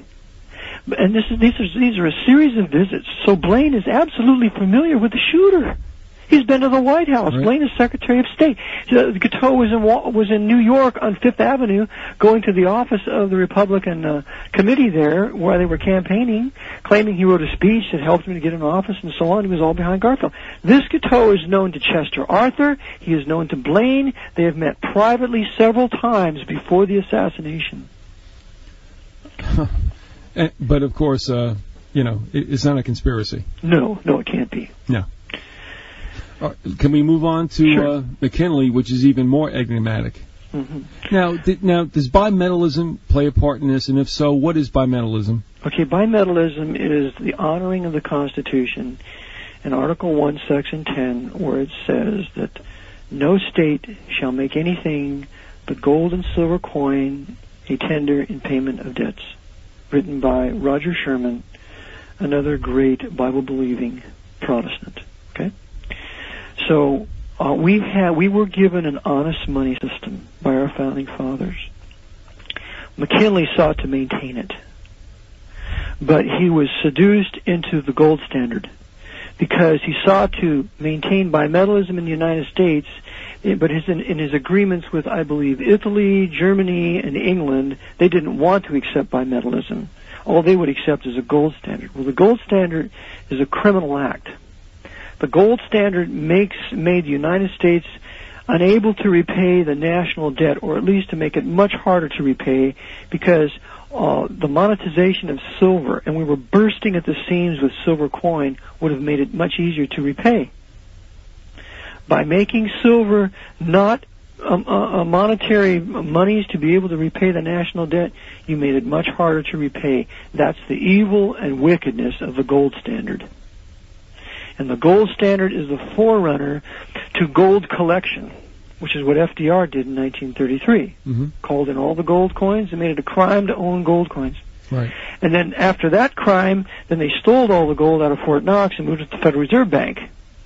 And FDR gave title to all the gold to the Jesuits controlling the Federal Reserve Bank. It's all in the Federal Reserve storage vaults. The next crime after that is to completely float the currency, is what Nixon did in 1971, and now we have a total fiat currency. But to get there, we had to adopt the gold standard. To adopt the gold standard, you had to abandon bimetallism. McKinley was intimidated into abandoning bimetallism. Okay. McKinley was also, I'll read down the list here that I have describing him. Okay. He was, of course, a Freemason, a low-level Freemason. Of course, we know according to the protocols, the Jesuits killed low-level Freemasons when they get out of order. Garfield was also one. He was a condemned Methodist heretic, a cursed political liberal. He was a private brevet major, 23rd Regiment, Ohio Volunteer Infantry, 1861 to 65. He proved himself valiant in battle. He was a brave man. I call him the unaware 9th Commander-in-Chief of the Pope's Holy Roman 14th Amendment American Empire from 1897 to 1901. He pressed to begin building the Black Pope's offshore American Empire, using reunited and integrated northern and southern soldiers consolidated into imperial, internationally based, crusading American Roman legions directed by Wall Street's corporate fascist cartel capitalist monopolies ruling the executive branch of government, the legion to be financed with a heavy, progressive, and graduated personal as well as corporate income tax in accordance with the orders Marxian and Masonic, the Communist Manifesto. That's very important, because that was the whole grand picture of what they wanted to do. But McKinley was the beginning of this. But if McKinley plays ball, he doesn't die. So something happened because he's assassinated by even a more enigmatic character. So what do you think was McKinley's downfall? He was killed by Dr. Rixey. Dr. Rixey killed him. Even though in it the wasn't mansion, in the mansion of the head of the Pan American Fair in there Buffalo, New York. Okay. So the shooter really isn't Killam, who is an alphabet name I can't remember. It's Leon Czolgosz. So is he another Polish. MK Ultra patsy? He's a Polish Roman Catholic, and he's an anarchist. And remember, the Jesuits controlled the international anarchist movement at the time. That's where they assassinated various heads of state. They assassinated King Umberto of Italy in 1900. They assassinated Sitsi, the Queen of Hungary, the Archduchess of Austria, in 1898. They stabbed her through the heart with another anarchist. They assassinated McKinley. They assassinated Alexander II, Tsar of Russia, 1881, with another anarchist group. Did they get Ferdinand in Austria? Yes, that was an attempted assassination to teach him a lesson. Oh, the Ferdinand, Archduke Ferdinand, that was done by Princeps, and there was a connection there. It was a Masonic connection, and the Jesuits today, or just recently, took the... They have his gun? They got his gun. I have a picture of it. It just happened to be in our... Right, they just happened to have his gun. Holy man. And a Jesuit gave last rites to Ferdinand. Well, he's in heaven, no doubt. Well, of course. So, no, the Jesuits pulled the whole thing off to incite World War I, which was vengeance on Germany for beating France in the Franco-Prussian War. Okay? So, again, back to McKinley. Okay, so McKinley, he was for the protective tariff. He was bimetal. He was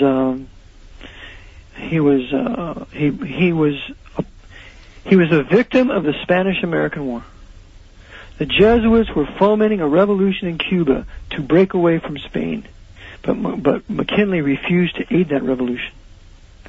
So what happened was you have the Maine docked in Havana Harbor for the purpose of protecting American citizens there, and the Jesuits with their agents blow up the Maine and kill several hundred American sailors. Right. They steal all the valuables of the sailors and sell them off. And they sell back the pictures of their sailors to their families.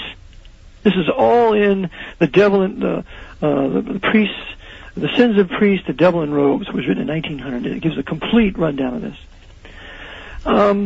So now with this blowing up of the Maine, Congress, which is controlled by the Jesuits, is clamoring for war, which McKinley desperately tried to prevent.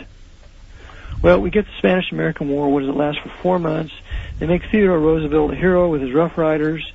And in the Treaty of Spain, the U.S. had with Spain, in that treaty, every piece of Roman Catholic Church property is protected in the United States. Because in 1867, the U.S. government, under President Andrew Johnson, threatened to take every piece of Roman Catholic Church property from the papacy unless they would turn over John Surratt and send him back here for trial for the assassination of Lincoln. Who demanded that? The American government at the time, under Andrew Johnson. Right, exactly, okay. 1867. Although Johnson had to do this, he was forced to this because, remember, he lifted the bail on Surratt. Okay. He was a Mason working for Wiggett, Jesuit Wiggett there in Washington. He was a personal friend of Wiggett. He didn't want to do this, but he was pressured to do it by certain patriots. So, anyway, all this Roman Catholic Church property is now protected in this country. This country cannot seize any Roman Catholic Church property by treaty, which is protected under Article 6 of the Constitution. Isn't that clever? Without a doubt. So then, Cuba is pretty much annexed. Puerto Rico's annexed. And the Philippines, for an extra $20 million, what is that are about? annexed. Yeah. Pardon? No, what is that about? I mean, all of a sudden you get all these, Cuba, Puerto Rico, and the Philippines. I mean, what? And the Philippines. It cost an extra $20 million, but the Philippines was given to the U.S. Why was that done? For the purpose of World War II. Yep. To take Japan, to take China, we needed a Philippine base there as a base of operations, and a reason ultimately to go to war with Japan when the Jesuits used Hirohito to attack the Philippines. Right. Right. Okay? See how they planned this 50 years ahead? Well, and of course, McCarty calls that shot in 1925. Yes, she does. Absolutely. And of course... So anyway, the Philippines are next. Now, meanwhile, God is working His counsel and getting the gospel to the dear Filipino people. Many were getting saved, come to know the Lord. But the mystery of iniquity is running parallel to the mystery of godliness. Okay. So the Philippines are taken in, and the Jesuits always wanted to take Japan. And after taking over Japan, they would then take China. Well, the Jesuits took Japan with the Tokugawa shogunate when they caused it to resign in 1868. They assassinated Emperor Komi, and then Emperor Meiji takes over. 14 years of age, he becomes the grandfather of Hirohito. And that would be the movie upon which what was that name? Shogun. Yeah, but the child emperor. Remember that? Oh. I mean, that's not a big deal, but you struck me as a 14-year-old, and I'm thinking about the little emperor or something like that. Anyway, that's not a big deal. Yeah. So anyway, they make him emperor, and then they centralize all power in Tokyo, and then the Japanese army becomes the sword of the church. And what do? They kill off all the Protestants out of the Far East. They don't arrest any Roman Catholic priests. They kill off the Protestants with the Japanese army. And that is from America. That is from a Jesuit periodical. Mm-hmm. Okay, so then after they get done using the Japanese to humiliate the Chinese and the rape of Nanking and so on, killing many Chinese Protestants, because there was a Chinese inland mission there. And it's about the extirpation of Protestantism and heresy using the Japanese army. Then after that, then the United States defeats Japan, brings off the nuclear war hoax, submits Japan, and then from Japan, they then communize China in 1949. You're listening. Mao Zedong and bringing him to power with the CIA. Listen. So the Jesuits then use this, but this all was made possible by using America as a sword of the church, making it the Holy Roman 14th Amendment American Empire to reduce all nations to the temporal power of the Pope, beginning with the Spanish-American War that McKinley did not want. You called the first war of aggression by us, wouldn't you? That's correct. This is the Gracianola on AM 1610 WVCX. This is Dade City Micro Radio. We have with us Eric Jon Phelps, author of Vatican Assassins, his website, VaticanAssassins.org. And this was an hour interview, which has grown into what will be now finally 2 hours. And we thank you so much, Eric, for being that aggressive, ambitious, whatever you want to call it, energetic, for being with us. My pleasure. And this is obviously just such, I don't want to use the word fascinating. In a sense, it is. The thing is that it's true. It's kind of also tragic. But the real history is something that makes fiction pale. Wouldn't you agree? Yes, it does. Now, we've gone through McKinley. Okay, let me... Oh, yeah, go jump McKinley in. a little more. Sure. What? Okay. Do it. So here's McKinley. He's bimetal, but he's been seduced to the gold standard. He's against the war. He's been seduced to be behind that. He is for the protective tariff. They don't reduce the protective tariff until Roosevelt comes to office. But he is a heretic. He is a liberal. He is worthy of death. He does not wish to recognize the Pope's temporal power. Like I said, his favorite song on his deathbed was "Nearer, My God, to Thee." His wife loves him dearly. His wife is never the same after he dies. And I want to go through this tariff thing, if I may, in detail. Sure, absolutely. Okay. Freemason William McKinley, 1843 to 1901, one of 8 presidents originating from Ohio. McKinley was the 7th of 9 children, was very poor, and like most youngsters of his day, was educated in a one-room schoolhouse until the age of 9. Reared on the Lord's AV 1611 English Reformation Bible, he was a most devoted Methodist whose mother had hoped he would become a minister. In 1852, he attended the Poland Academy, excelling in reading, debating, and public speaking. In 1861, he joined Lincoln's Federal Union Grand Army, proved his bravery and leadership in battle, later becoming the idol of Ohio, quote-unquote. Leaving the Army with the rank of brevet major, he entered law school without the least suspicion that the Society of Jesus was in complete control of the Republican Party. The Sunday school head of Canton's First Methodist Church and president of the YMCA, McKinley began his public career in 1869 and was married 2 years later to Ida, the woman who adored him for 30 years. A low-level Freemason, our man of God was honest, moral, and upright, exhorting his martial nephew, James, who went into the Army, to, quote, keep your life and your speech both clean and be brave, unquote. Bringing the biblical maxims of honesty and patriotism into political office, McKinley was a marvelous promoter of domestic manufacturers and thus was a master of the high protective tariff, which, by the way, he wrote a book on it. As chairman of the Committee on Ways and Means, he was the impetus behind the passage of the high McKinley Tariff of 1890, so hated by the minions of the order but loved by the people. Again, we're protecting domestic manufacturers, and there were no unions at this time. Striking back in 1894, the Sons of Loyola, via President Grover Cleveland, passed the Wilson-Gorman Tariff Act, lowering McKinley's tariff and beginning a personal income tax later declared unconstitutional by the Supreme Court in Pollock v. Farmers Loan and Trust Company. I give the site there. This setback would be remedied with the ratification of the 16th Amendment in 1913. Striking back and supported by McKinley, the flattering 1897 Dingley Act again raised the tariff to a new high, further outraging the order. The tariff would be lowered in 1909 via the Payne-Aldrich Tariff Act. Mm-hmm. So that's the Nelson-Aldrich. He's the one in 1909, okay? Right. And again in 1913 via the Underwood Tariff Act without opposition from Presidents William Howard Taft, Skull and Bones, High-Level Mason, or Woodrow Wilson, the abject slaves of James Cardinal Gibbons. James Cardinal Gibbons is the powerhouse, the most powerful man in this country at this time, the Archbishop of Baltimore. Elected in 1897, President McKinley sought to avoid war with Spain, so the agents of Rome blew up U.S. battleship Maine in Cuba's Havana Harbor, igniting the Pope's Spanish-American War of 1898. The resultant treaty protected every piece of Roman Catholic Church property within the U.S. and its holdings, while setting the stage for the Black Pope's future World War II conquest of Japan through the evil acquisition of Hawaii, Guam, and the Philippines. We can't forget the acquisition of Hawaii. But Eric, the thing is that they did, the United States through the Spanish-American War did, shall we say, acquire basically Catholic countries. So, right. So isn't there a problem or conflict there? That's right, because again, the Jesuits are seeking to Catholicize our country. So our acquisition of those lands do what for the United States?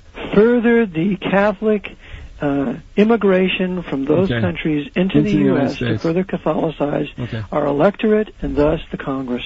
Which we're seeing right now with the illegal immigration, which curiously, and I'm not saying, listen, let's face it, honestly, Brother Eric, you know, the Mexicans, the Central Americans, the South Americans are coming here for a very good reason. They don't know the Jesuits ruin their countries. Yeah, they don't know they're being used. They want something better, and if you and I were in their shoes, we'd be up here too. They don't realize it, but the bottom line is it's a de-Anglicization and de-Protestantation and de-Americanization of the United States. That's correct. That's what it's about.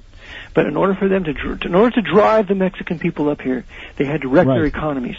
Right. And so that's why they assassinated Benito Juarez. Right. That's why they national American corporate monopolies took over all their national resources. They've wrecked Mexico. They've wrecked Central America for that purpose, to destroy the historic white Anglo-Saxon Protestant peoples of North America. And what we're seeing this is a heretic nation that has to be destroyed pursuant to the Jesuit oath. Right. I mean, you can't have a 700-pound gorilla trying to sustain itself against what would be a global order. Right. Okay, so may I continue? Yeah, absolutely. Okay, so here we go. World War II with the acquisition of Hawaii, Guam, and Philippines. McKinley purposed to break up the Pope's huge Masonic, Rockefeller, and Morgan trusts, seriously threatening the cartel capitalist powers of the empire. That was a major thing that created all these enemies for him. He also favored bimetallism, but was intimidated by foreign powers into banning silver, signing the Gold Standard Act of 1900. Re-elected in 1901 with New York's Masonic Theodore Roosevelt as his vice presidential running mate, the order called upon its evil international anarchist terrorist network to extirpate, quote, this heretic from the face of the whole earth. That's what they did. Okay, so now that they shot McKinley, he's not mortally wounded. He's shot once, it's not hurting him, and the other it's in the left part of the lower chest, 4 inches below the nipple, 1.5 inches away from the solar plexus, okay? So he's hurting there, but he's not mortally wounded. Okay. So what happens is he is moved to the head of the Pan American Exposition there in Buffalo. Buffalo is a haven for the Jesuits.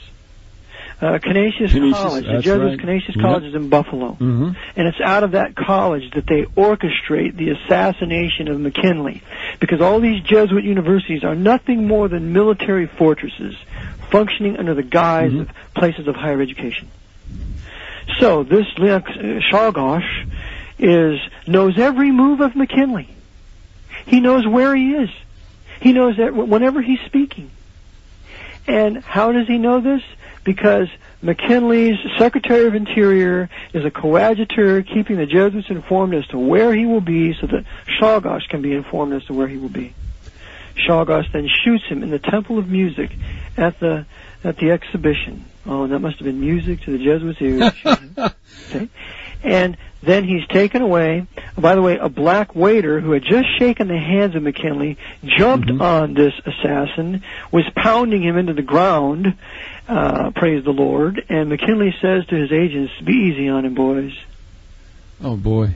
You know, and so Czolgosz is arrested, he's booked, and who is blamed for Czolgosz's inspiration to shoot McKinley?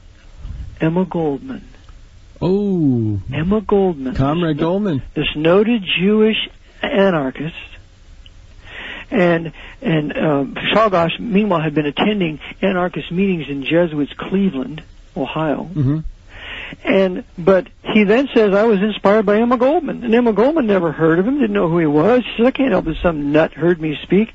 So what they did was they blamed Emma Goldman for this. Later, she goes to prison for 2 years, and I believe in 1919, J. Edgar Hoover deports her back to Russia, along with 200 others, supposed anarchists. So they blame Emma Goldman, blame the Jew for a Jesuit assassination. And they will do the same thing with the Rosenbergs, and they will do the same thing with the Jews, either with Greenspan or Silverstein or the World Trade Center. You watch. So that was the history of Czolgosz. When Czolgosz, they question him. I have this whole trial where the judge is questioning him, finds out that he was Roman Catholic. Czolgosz says, I was educated in a common school. He says, were you ever educated in parochial schools? He says, yes. He says, I presume Catholic schools? He says, yes. Czolgosz was educated in Catholic schools. He was a Roman Catholic. And he wanted to see a Roman Catholic priest before he was executed. When they electrocuted him, they evaluated his body. He said, I done my duty. I done my duty in killing McKinley. They examined his body. He said McKinley was the enemy of the working man. Czolgosz was not a working man. He was not a laborer. He was a drifter. He was a coadjutor waiting for an order. And what they did was, after they electrocuted him, they did this long, extensive autopsy, measured his skull, measured his muscles, measured all this. He was a young man. He was only in his 20s. They threw his body in a grave near the prison, put quicklime and acid all over his body, ate it to nothing, buried it so there's no evidence at all of anything they can retrieve about Leon Czolgosz. So that was the assassination of McKinley. Now, who benefits? Why Roosevelt benefits. Who was he? He, like Grover Cleveland. He had been the governor of New York. Grover Cleveland wasn't. I think he was, but not important. So he was the governor of New York. Thus, he was in the hands of the Jesuit order. He was a hero of the San Juan Hill Charge.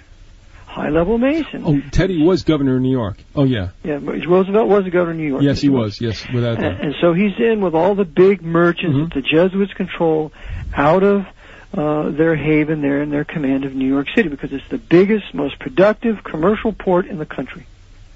And you can know that the Archbishop is making millions off the skimming of the tariffs, of the excises being collected out of that port. And so Roosevelt, he becomes president. He becomes the abject slave of the papacy. What does he do? He reverses McKinley's policy of a protective tariff. You have the 1909 Act, reversing that. He reverses McKinley's policy of busting the big trusts and the monopolies. And he also creates the Bureau of Investigation in 1908, which later becomes Wicked Hoover's Federal Bureau of Investigation. Yes, not created by an act of Congress. Not created by an act of Congress. It was created by executive order. Right. And the Bureau of Investigation was called the bureaucratic bastard by congressmen, quote unquote, so that they could dig up the affairs of private men's lives and then use that as blackmail. Is that not one of the chief purposes of the FBI today? Without a doubt. But I'm going to ask you this also, and you knew I was going to throw this at you. Okay. Why the attempt on Teddy? It was a hoax. It was just like the attempt on Roosevelt. It was on FDR. On FDR, it was a hoax. It was just like the attempt on Napoleon III by Orsini. It was a hoax. They never intended to kill him. Well, the guy took a bullet in his glass case. I mean, that was pretty real. Yeah, that was real, but it was not designed. Maybe there's something more to it. From what I know now, it was a token assassination attempt. But there may be more to it. And admittedly, we talked about this, and that is a little bit problematic. I don't know, and I didn't research his views. I mean, we believe he was handled without a doubt. This is Teddy Rex Roosevelt. But there's two more things. All right, go do it. Two more things. He creates the Bureau of Investigation in 1908. He creates the wicked FDA in 1906 that is oppressing all of us. Which we're still suffering from now. Which we're suffering from now. Without a doubt, yep. Okay, and he creates the NAACP in New York City in 1909. It's either Roosevelt or Taft, but it's created in 1909 for the purpose of forced amalgamation of the races to make North America a nation of color, just like Central America and South America, and a nation of color cannot resist the designs of the Jesuit order. At least that is what they believe. Okay. So that's what Theodore Roosevelt did. Can we move on to Warren Harding, which nobody really remembers was even president, and this guy probably screwed up more ways than Sunday. Mm-hmm. Do you think this is political, or just because he just screwed up all the bananas? No, Warren Harding, again, was a conservative, financially speaking. He lowered the income tax. He wanted to raise protective tariffs. He was an honest money man. He created himself very powerful enemies who did not want to go along with the enfranchisement of the black per se. Those people had to be ultimately silenced, but they had power in the time of Warren Harding's day. Harding, when I was at the Civil Rights Center there in Birmingham just a couple of days ago, I learned that he said when he was asked to speak in Birmingham, he said that there are certain blacks who are able to vote, and therefore they should be allowed to vote.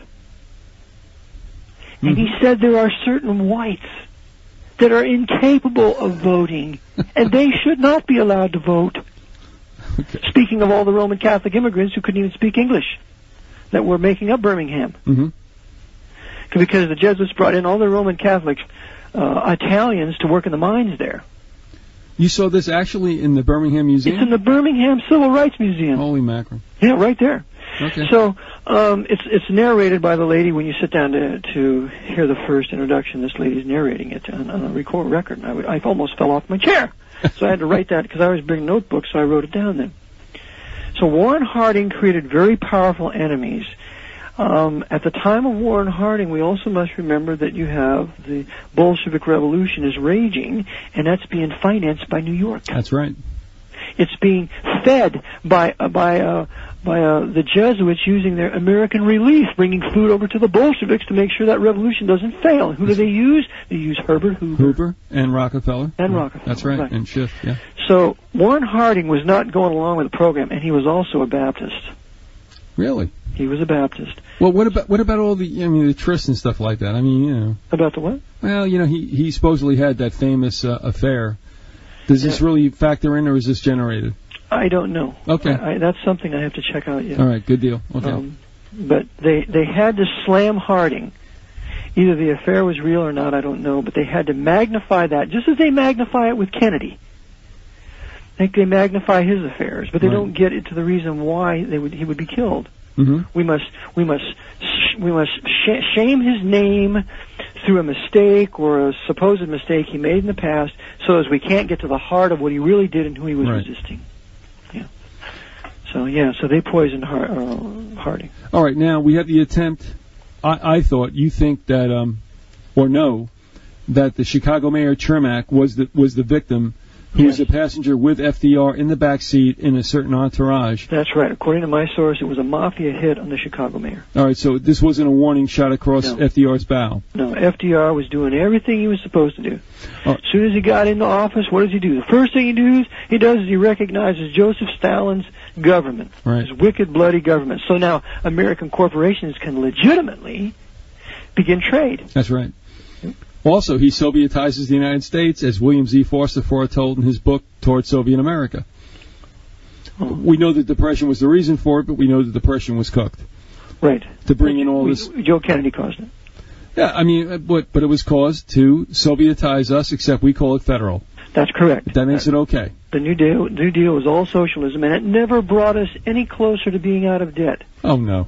From 1929 to 1938, we were still in the deep depression. What do you think, as we leave this, about Fletcher Pouty's remembrance of a conversation between Stalin and Roosevelt's son Elliot? It goes blah blah blah. Have you ever heard this? No, I haven't. All right. Okay, let me go into it real quick. Black Op Radio does a nice job, and they recounted what Prouty apparently said or heard or whatever. An exchange between Stalin and Elliot Roosevelt. Roosevelt said, "Why did you not let my mother come into Russia?" And he said, "Because you would not let my emissaries," I think it was Gromyko at the time, one of the two, go in and visit the body of your father, obviously who was in state. And he said, my father, just died, whatever. And Stalin said, no, he didn't die. He was killed by Churchill's gang. Oh, yeah, I've heard this story. All right, that's a rich exchange. What do you think about that? Well, I have no doubt that FDR was poisoned at Warm Springs, Georgia, without a question. But why, though? Do you think he was I thought he might have been reticent about unleashing both A-bombs on Japan. That's correct. That's what I think, too. I think he was not going to go along with that. And I also think that he was not going to go along with the rape, pillage, and destruction of post-war Germany, where 2 million Germans were killed. Okay, after the war. So there were some reasons where he had to be eliminated. And according to Emanuel Josephson, in his book, The Strange Death of FDR, he said he was slipped a silver cord at Yalta. All right. He was poisoned at Yalta, yeah. And it was a long-term poisoning, lasting months. And he lost weight, he became sicker and sicker, and then ultimately dies. And he dies in the arms of his girlfriend there in Warm Springs. Yeah. Really? Right, yeah. Eleanor wasn't around anywhere. He couldn't stand her. Well, those Democrats, man. Yeah. But no, that happened, and but as far as Stalin's concerned, he was a high-level Freemason, tool of the order. So was FDR, so was Churchill. I think I might afford you these photos. If not, I have them, and I was threatening to put this up on the website, but you've got to see the handshakes. You know where I'm going with this. When Harry comes in there with Stalin and Churchill, I mean, there are apprentice grips around the house. Right. It is such a joke. I tell you, if I've sent you anything, you've seen them. We're not making this stuff up. I mean, and Harry, let's face it, was he the most willing Freemason in the world? Oh, I think so, sure. He was 33rd degree, created the CIA, he was completely in the hands of the Jesuit order, he had nothing but good press, and he was a dirty, filthy traitor. Behind the nuclear war hoax, Cold War hoax, all of it. And of course, we recounted on this show, reading the book by retired Admiral Robert Theobald, Final Secrets of Pearl, that Dewey was aware, like the whole world was really, that FDR let that Pearl Harbor thing happen, and Dewey wanted to hammer him in 44, and his own party, the Republicans as well as the Democrats, said, shut up. Right. And he did, and he lost, and of course, if you'll excuse me, we remember the famous photo of Truman holding up the paper, Dewey wins. Right. That was another whiplash during the night reversal of the election. Do you not think? Oh, absolutely. So they got their guy, Freemason Harry, who was just, hey, whatever you want to do, we're going to do. That's right. I had a Japanese missionary friend. He's died. Went to be with the Lord. His name was Daniel Fuji, and he used to give lectures and sermons on after World War II and Roosevelt and also MacArthur. And he said, we all in Japan, we all called Harry Truman. We all called him Dirty Harry Truman. He said, when the movie came out, Dirty Harry, we thought everybody in Japan thought they'd make a movie about Dirty Harry Truman. Honestly, I mean, he didn't care. They hated Truman. But the tragedy is those bombs were built on the ground, and Hiroshima and Nagasaki were not bombed for that reason, because it would have destroyed the trigger and they would never have a detonation there. So when the time came, they dropped their magnesium flash devices laced with uranium plutonium and then detonated on the ground, created the whole Cold War hoax, killed tens of thousands of Japanese, which they hate us for today. Yep. There was no reason for it. When their own Japanese high command was in on it, Hirohito was in on it, they were all high Masons. All the daimyo, all the Japanese lords involved in this were all Masonic, subject to the Jesuits. Well, an interesting point. I want to jump ahead to what we have left as far as presidents who get attempted. And that is, the Japanese had to know that if they entered a war with the United States, it was not going to be a good thing. And so therefore, we are very removed from the Asian mindset, probably from all the peoples on the earth. We just kind of don't get it with them. But also, they knew, and they must have been traitors in their own government that said, we're going to do this because we have to do this. This is what we're supposed to do. Mm-hmm. That's exactly right. And I have a book on that. It's called The Japanese Imperial... Hold just one second. Sure. You're coming back, I hope. 2-volume set. Japanese Imperial Conspiracy by David Bergamini. And it shows all the whole conspiracy in Japan, how the Knights of Malta were involved in the causing of that war in Japan. Japanese didn't want to go to war with the U.S. Of course, they couldn't stand the U.S. because that wicked Commodore Perry under Pierce came in with the American gunboats and opened up Japan to the west when the Japanese had kicked the white man out, and rightfully so, for 250 years, from 1614 to 1868. And that is known as the Ito period in Japanese art and history.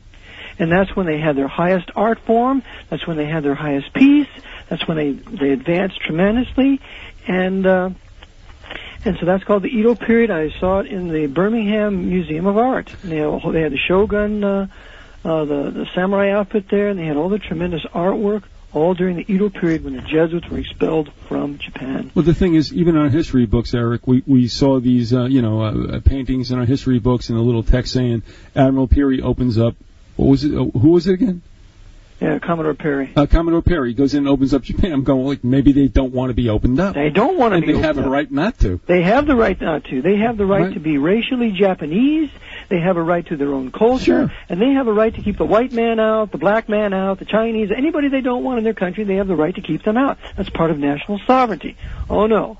The Jesuits used what was going to become the Holy Roman 14th Amendment American Empire after the war they were fomenting to open up Japan. Japan really didn't want to do it.